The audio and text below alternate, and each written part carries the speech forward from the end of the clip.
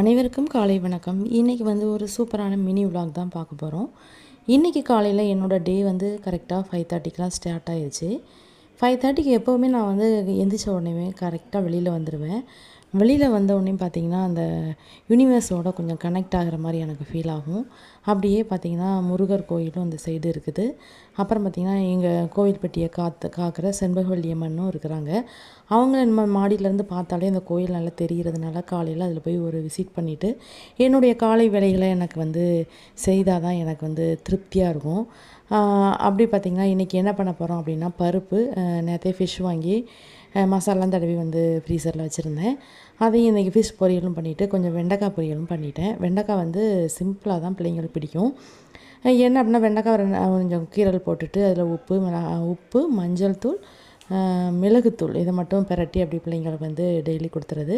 இன்றைக்கி பருப்பு வந்து கொஞ்சம் தண்ணி பருப்பாக தான் வச்சுருந்தேன். கொஞ்சோண்டு ஒரு அரை சவுச்சவையும் போட்டு ஃபிஷ்ஷும் ரெடி ஆயிடுச்சு. அப்புறம் நம்மளுடைய வெண்டைக்காய் ஃப்ரையும் சூப்பராக ரெடி ஆயிடுச்சு. இது வந்து வச்சாலே வந்து அடிப்படியில் காலியாயிரும். எல்லாருக்குமே ரொம்ப பிடிக்கும்.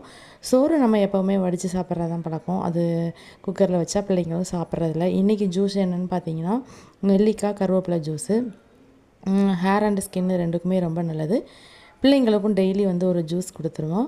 இன்றைக்கி வந்து நெல்லிக்காய் ஜூஸோட ஃபஸ்ட்டு போனி என்னோடய வீட்டுக்காரர் தான். என்னோடய வேலையில் பங்கெடுத்துக்கிற என் வீட்டுக்காரருக்கு தான் ஃபஸ்ட்டு ஜூஸ் எப்போவுமே நான் கொடுப்பேன். அவரும் குடிச்சிட்டு சூப்பராக இருக்குன்ட்டாங்க. மணியும் 7:30 ஆயிடுச்சு. 7:40க்கெல்லாம் பஸ்ஸு. இந்த 7:30 நேரத்துக்கு தான் அறிபறி வேலைகள்லாம் பிள்ளைங்க பார்க்குறது.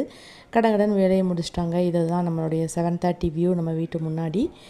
அவ்வளோ க்ரீனிஸாக இருக்கும். இந்த வீட்டு முன்னாடி இங்கே வந்து நின்னாலே அவ்வளோ மனசுக்கு சந்தோஷமாக இருக்கும். எல்லா கவலைகளும் மறந்துடும். பிள்ளைங்களும் 7:40 ட்ராக் பார்த்தாங்க. பஸ்ஸு கொஞ்சம் பக்கத்தில் வர ஆரம்பிச்சிட்டு ஓகே பாய்மா அப்படின்னு சொல்லிட்டு பை சொல்லிவிட்டு கிளம்பிட்டாங்க. வீட்டிலேருந்து ஒரு வாக்கபிள் டிஸ்டன்ஸ் தான் இருந்தாலும் அவங்க அப்பா வந்து பைக்லேயே கொண்டு போய் விட்டுருவாங்க. கூப்பிட்றதும் அதே மாதிரி அவங்களையும் கூட்டிகிட்டு வந்துடுவாங்க. பிள்ளைங்கள பார்த்துக்கிறதுக்கு இந்த அப்பாவுக்கு ஈடு இணை வேறு யாருமே இல்லைங்க.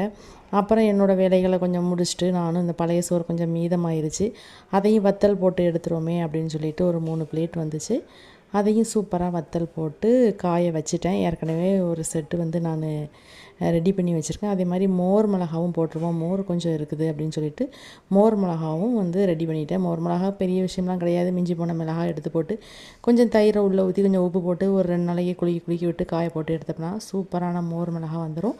நான் ஏற்கனவே இதுவும் போட்டு எடுத்து வச்சுருக்கேன். காஞ்சதுக்கப்புறம் எப்படி வந்திருக்குன்னு சொல்லி உங்களுக்கு மறக்காமல் காமிக்கிறேன். அப்புறம் என் வீட்டுக்கார் பிள்ளைங்களை ஏற்றி விட்டுட்டு வந்துட்டு வடை வாங்கிட்டு வந்துட்டாங்க. வடையும் சாப்பிட்டுட்டு காலை வேலைகளை முடிச்சிட்டேன். தேங்க்ஸ் ஃபார் வாட்சிங்.